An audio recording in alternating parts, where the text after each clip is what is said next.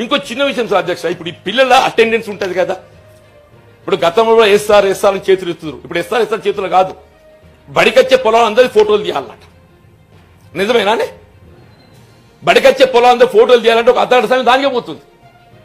Attendance కొరకు minimum half an hour going sir అంటున్నా. మన అదేందో మాకు అర్థం కాలేదు, ఆ మౌఖిక అటెండెన్స్.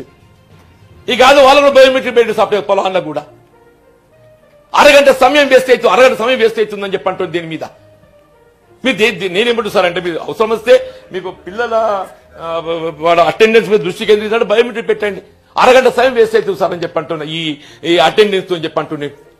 దయచేసి ఏదైతుందో ఇవాళ ఈ విద్యా వ్యవస్థను ఏదైతుందో మనం ఇంతవరకైతే దాన్ని సమీక్షించుకొని మనం మార్పు చేసుకోలేమో మన భవిష్యత్తు అనేది కొంత ఇబ్బందికరం ఉంటుందని చెప్పని చెప్పక తప్పదని చెప్పడం అధ్యక్ష. మీ ద్వారా ఇవాళ రెసిడెన్షియల్ స్కూల్స్ కట్టిండు, మంచి కాన్సెప్ట్.